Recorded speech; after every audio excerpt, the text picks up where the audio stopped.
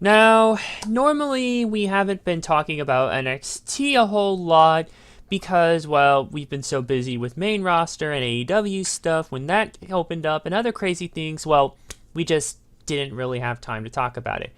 But now, we could probably make an exception here. Well, mostly because I'm looking at the TakeOver schedule, and between now and the next TakeOver, we aren't supposedly, at least not officially announced.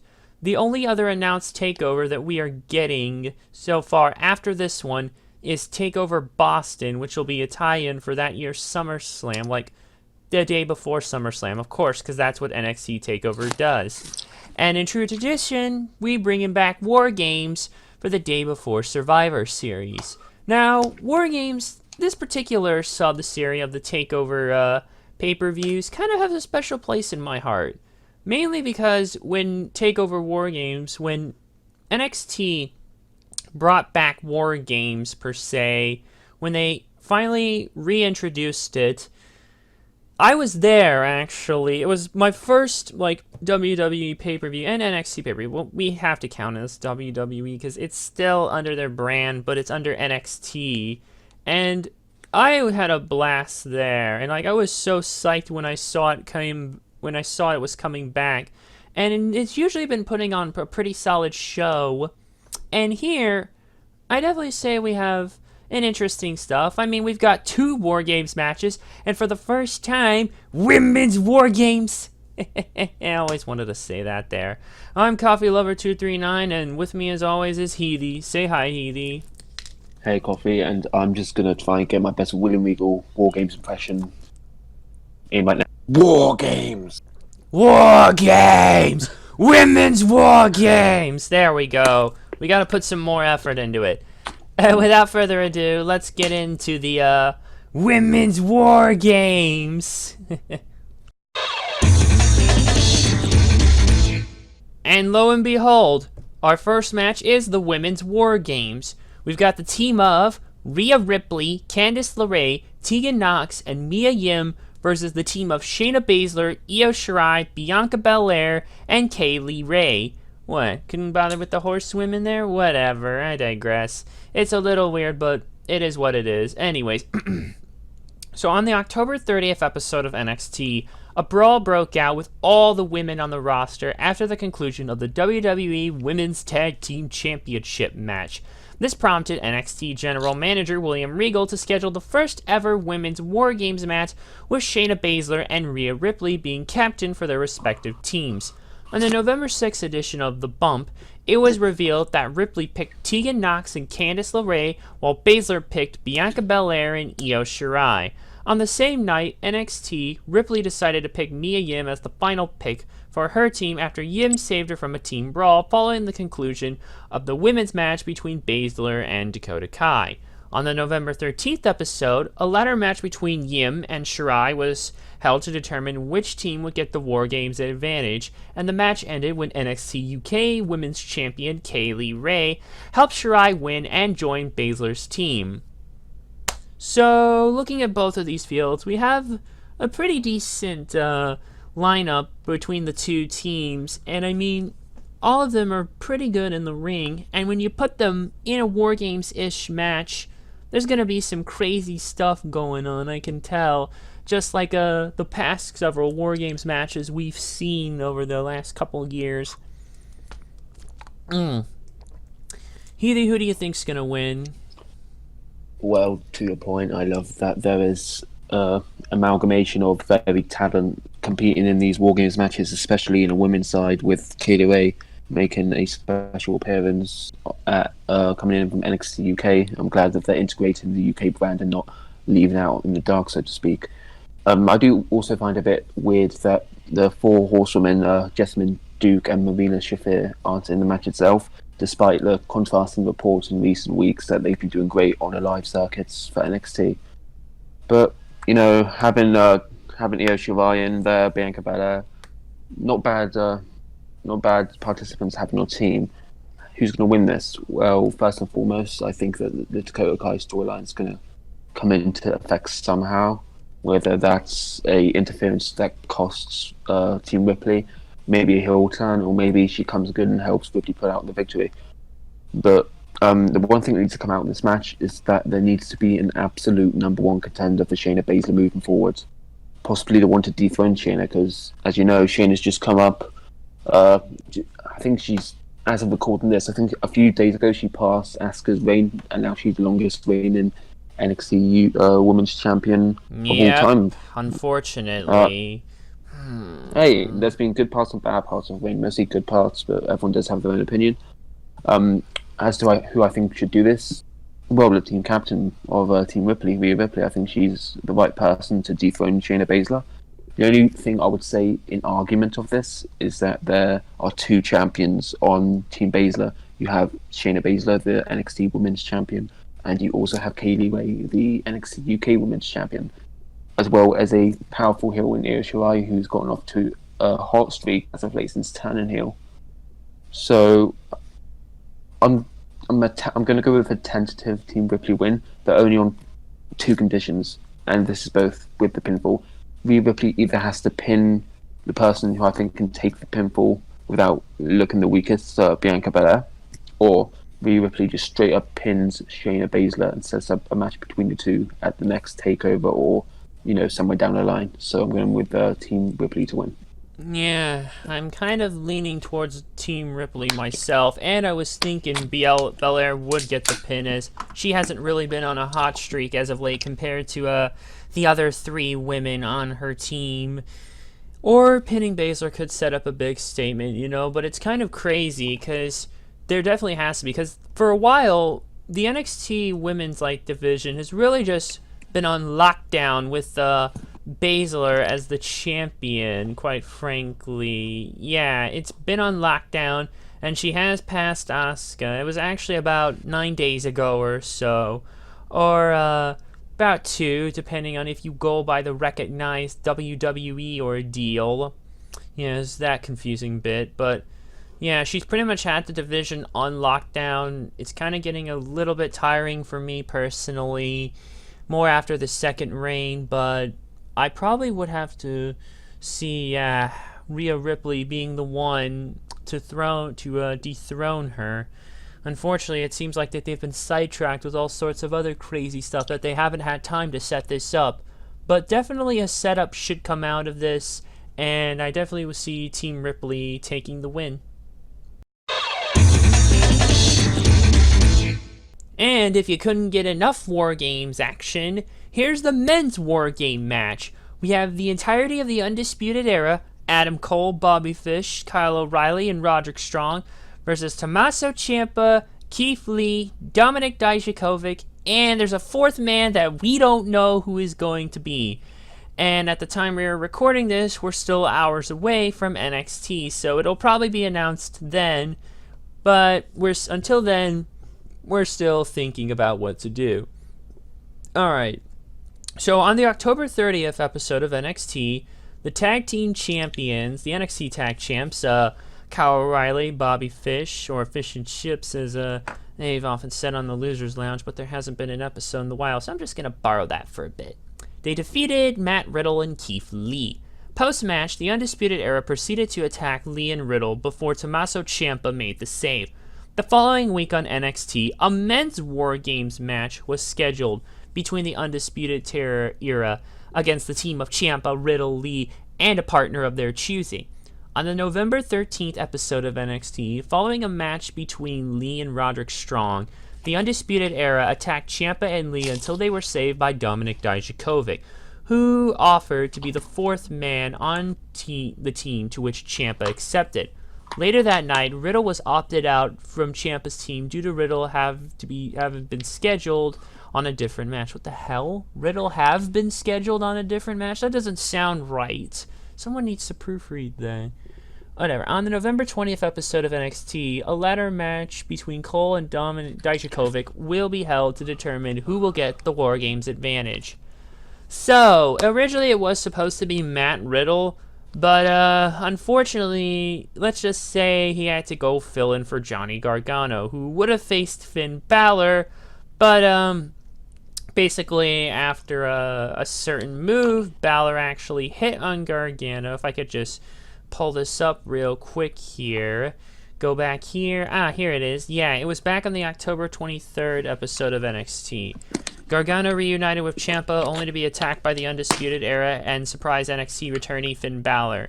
Balor performed the 1916 on Gargano, and unfortunately Gargano suffered a legitimate neck injury, and this was done on the entrance ramp, so he's been sidelined indefinitely. And yeah, I'll get into more of the background as to how Matt Riddle gets involved with Finn Balor's match, but with Matt Riddle out of this team, this creates a new problem. Again, who the hell is the fourth man gonna be? Because when you look at it, quite frankly, the NXT personnel, and you look at this, it's like, well, it appears we have run ourselves into a little snag. Shit, what are we actually gonna do?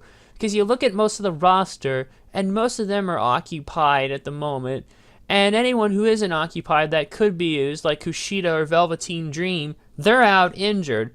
Kushida's still dealing with his wrist injury, and Velveteen Dream recently went out with a back injury and won't get a full evaluation until like early 2020, like sometime in January, like January 5th or something. I don't remember. But the point is, though, it's kind of a who's who now as to who's going to be the fourth man, because now, who the hell is it really going to be? Like, I don't honest to God know. Like, because I look at this, and there's really not much, actually, to choose from who I think would work, quite frankly. Either they're lower talent who hasn't gotten the spotlight, some of them are MIA, or some of them just aren't fit, and the only other one I could see fit, or actually, no, who am I even kidding? I don't know if they will do this, just for the hell of it, putting goddamn Lio Rush, even though he's the friggin' Cruiserweight champion, but oh hell, I don't know. It's just a who's who of who could really be, and I don't know. Who do you think's gonna win?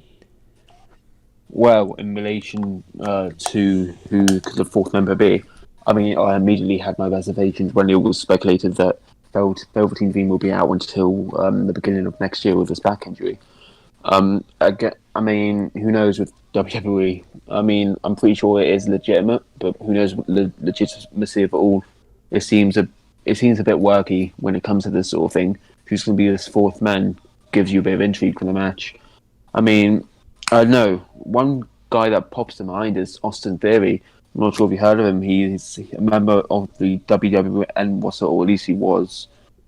He was the WWN champion, also the former Evolve champion. He signs on the back end of NXT TakeOver Toronto in August, and we haven't seen much of him. I don't think we've seen anything of him. He's been reported to the Performance Center.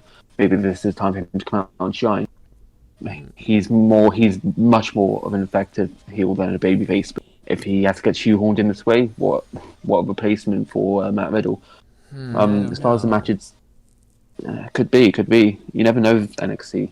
I suppose. I mean, we look at all these names. Like, you think of Isaiah Swerve Scott, he could be something. You think of, I don't know, Bronson Reed, Cameron Grimes. I mean, on one end, you've got such a deep talent pool to pick from, but on the other end, who you're going to pick that's going to make that much of an impact. But apart from that, the match itself, over the past month or so, there's been a smorgasbord of segments building up to this match. You have post-match brawls, pre-match brawls, just brawls all over, integration of teams and matches. You had Keith Lee and Roderick Strong a week or so ago. It's been a really good build, and it's probably the match I think it's going to be match of the night. I'm putting it out there right now. Who I think is going to win? Well, I think just like Shayna Baszler, Adam Cole needs that concrete feud and into the next few months of programming. And at the moment, I think Ciampa sort of sticks out like a sore thumb. I think he's the one that's, if Cole was going to go into a one-on-one feud moving forward from this, it's going to be Ciampa. And if that is to happen, which I think it needs to happen, if that is to happen, a loss for Ciampa or the team itself doesn't really help, because Adam Cole reigns supreme, and it's going to be another few weeks of, who's going to stop us? We just beat four of the toughest men NXT has to offer at disputed rules. I think it needs to be a Cole loss. I think I'm not really too sure who loses, because you can go a lot of ways with this. You could go Cole Ciampa, you could go Strong Dijakovic, or hell, you could go Dijakovic and Lee teaming up. uneasy alliance going for them tag titles against Fish and Riley. So Fish and O'Reilly. So I think yeah, I mean, at the moment I'm kind of projecting it just a babyface shutout. I promise it'll change, but for now I think it's going to be Team Ciampa to win. But the thing is, you got to keep in mind, because they've been integrating Survivor Series here, and we're gonna talk more about this in Survivor Series. But I should bring up, they're integrating NXT into Survivor Series, and the problem is the era is all booked the whole fucking night, basically, because now for Survivor Series it's gonna be triple threat brand supremacy matches. So you're going to have like, the era is going to be in there, and the triple threat, the best tag team or so of the bunch. And, like, Adam Cole's also going to be defending his NXT championship on the same night for some reason. I thought he'd be part of Team NXT in, like, the 5-on-5-on-5 elimination match, but apparently not. And that's the thing, though. Because, like, if they take the loss going in, then they pretty much look weak going into the Survivor Series. And, oh yeah, Roderick Strong, can't forget. Yeah, he's in the, mid-card triple threat brand supremacy, mid-card title match. And so, like, yeah, they're going into this, so it's kind of almost a loss on one hand, though, looking into it, considering what they've decided to do. But on the other hand, if we're solely focusing on NXT, it's like a lose-lose. No matter who loses, there's going to be some effects going into it. And we didn't mention this for the previous women's match, but again, Shayna Baszler is in the triple threat as well, so she might not, like, leak. So the heels are champions, and if they lose going in here, if they're going into Survivor Series, I don't know if they're going to look that strong, like, compared to everything. Like, I should have thought of this earlier. Just damn. Whatever. Hindsight 50-50. But if we're going in terms of full NXT, which we'll just focus on that for now, again, yeah, Cole's had a pretty... Has he had a longer reign for this round? Or, I can't remember if this is his first reign. Yeah, this is his first reign as NXT champion. He won the belt back on June 1st, TakeOver 25. And lo and behold, he's already the 6th longest reigning NXT champion, lo and behold. And come to think of it, I don't know if he badly needs to lose it more. But yeah, I feel like a feud, at least at the bare minimum, should be set up going forward. And Ciampa never lost the belt before his unfortunate injury that put him out of action for a little bit, and he had to go get neck surgery. So he never really lost the belt, so you could build something off of that. But then you have to think about everything else and the integrating of the Survivor Series with NXT in the mix.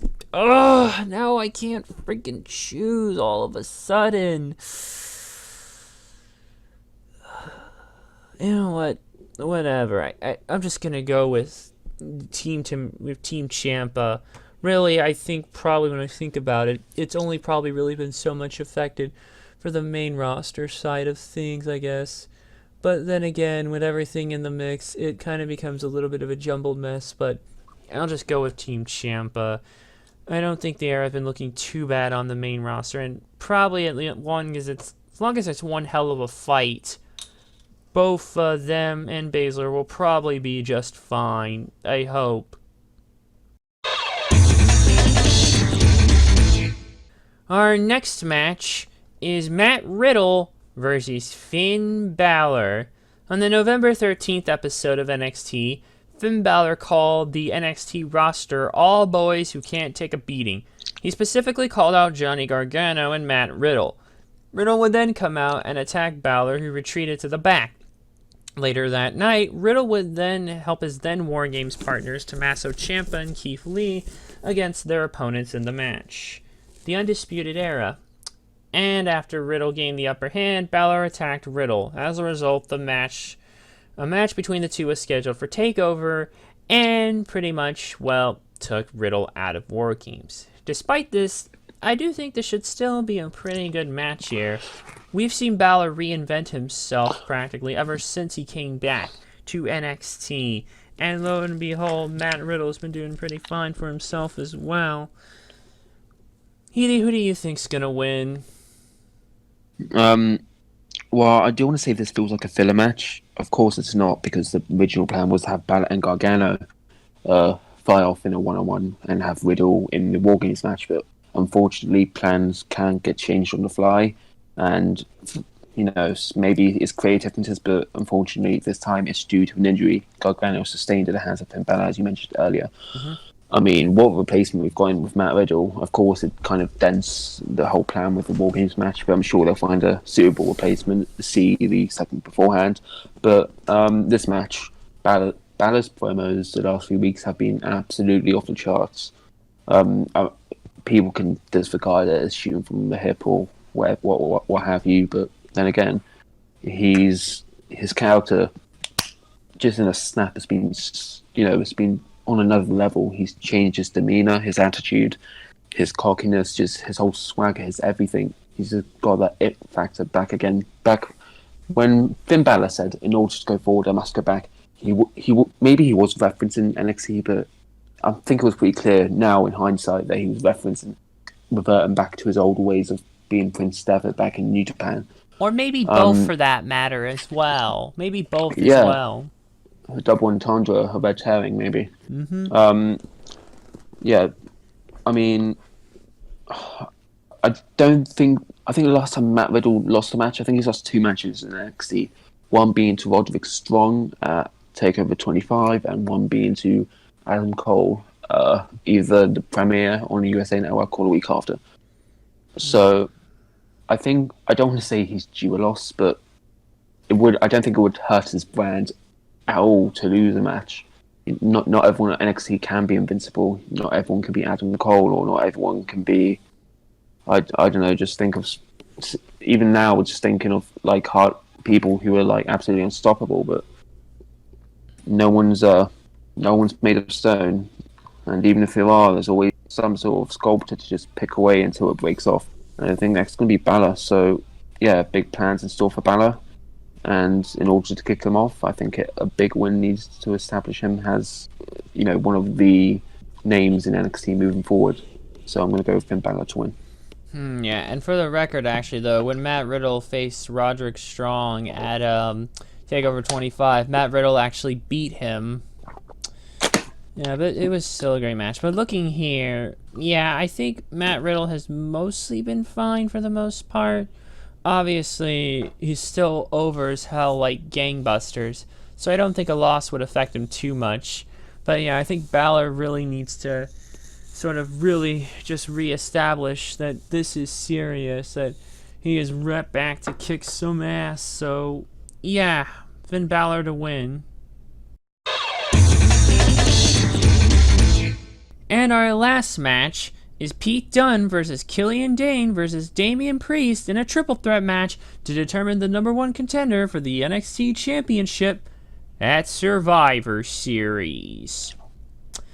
So, on the October 16th episode of NXT, Pete Dunne confronting Killian Dane and snapping his fingers before Dunne's scheduled match against Damian Priest. Wait, what the? Confronting him and snapping his fingers before... oh dear, some of this grammar feels off. Whatever. Maybe it's just me. Anyways, Priest would later defeat Dunne with a low blow to close the show on that night. A rematch between Dunne and Priest was scheduled on the November 6th episode of NXT, where Dunne would win by submission. Following the match, Dane would attack both men on the ring, with Dane standing tall. On the November 13th episode of NXT, a match between Pete and Dane was scheduled on that night, but Priest would attack Dane from behind, and subsequently all three of them brawling each other with Priest standing tall. On November 19th, a triple threat match between Dunne, Dane, and Priest was scheduled for TakeOver, with the winner receiving an NXT Championship match against Adam Cole at Survivor Series held on the following night. So, yeah, I feel like this is, out of all the matches, this one is more of a filler one, unfortunately. And it's setting up something that we probably don't need, because you thought Adam Cole would be on Team NXT or whatever, but apparently not. And we still don't know who's going to be on Team NXT for both men and women for Survivor Series, but we'll talk about that in the Survivor Series vid. But here, it's kind of shocking because I was thinking at least either Pete Dunne or Damian Priest might have been the fourth men in the War Games match, but given now they're here, that's out of the question, unfortunately. It's just not going to happen. And Killian Dane's stack, I don't want to say it's fully low, but it's not enough for him to be in there. So, yeah. So actually, out of all of them, he's probably going to be the one who ends up taking the pin. Heathie, who do you think's going to win? You mentioned how it was a bit shocking to you that Adam Cole will not be a part of the men's NXT match at Survivor Series as a part of Team NXT, but I for one am glad that Adam Cole's not on that team. I'll explain why when we cover that matchup. But yeah, this triple threat match, I think it's good integration between the two shows to have a War Games match with implications for Survivor Series. I for one would have liked to be as part of the War Games men's match, where the winners would enter the Team NXT for the men's 5-on-5-on-5. But you take what you can get with these shows, especially with Vince seemingly micromanaging, even at his ripe old age of 75 now. So yeah, I mean, out of all these three, and I'm thinking of this as what the main roster would like to see. I mean, surely, even though it's going to be an NXT heavy match, not going to be any Raw or SmackDown superstars in the NXT title match at Survivor Series, you've got to think that the Survivor Series, the creative team who are in charge of that show, will be in charge of all the matches, including this one. And which, out of Killian Dane, Damian Priest, and Pete Dunne, which member do they think the crowd would respond most to? Which member of that triple threat do you think the crowd would remember? I think it'll be Pete Dunne. I mean, you could make the argument that Killian Dane, but then again, he was part of Sanity, and Sanity never really flourished, whereas Pete Dunne's been a household name on NXT UK, on NXT back in 2017. Remember, had a killer match with Tyler Bate at TakeOver Chicago, and he's also been on the main roster, had the match with Enzo Amore. I'm sure that's still a fresh memory in the mind of the WWE Universe whenever you say Pete Dunne and Monday Night Raw. So, and plus, Cole versus Dunne, Adam Cole versus Pete Dunne for NXT title and Survivor Series. What more could you want? It has potential to be absolutely world class. So for those reasons, I'm going to go with Pete Dunne to get the win. Looking at all three of them, honestly, it'd be too early for Damian Priest to get the shot. And we already were talking about how Killian Dane will probably be the one to eat the pin. So, yeah, I'm going to go with Pete Dunne on this one as well. And that's basically it for TakeOver WarGames. Short but sweet is the name of the game. Hell, it's the game, the players, and everything. That's how takeovers have usually been, and why change what it's working? If it ain't broke, don't fix it. So, yeah, this is definitely going to be a pretty good card, despite all of some of the shenanigans and some of the stars having to pull double duty because some of them are working here, and some of them are probably going to be working the night after for Survivor Series, because we've already established several other things, and that's going to be hell unto itself for some of them. So God bless these brave men and women who put their bodies on the line for us, damn it, to entertain us. I want to thank Heathie for being here with me as always. Say bye, Heathie. Thanks for having me, and also one more time with effect, War Games.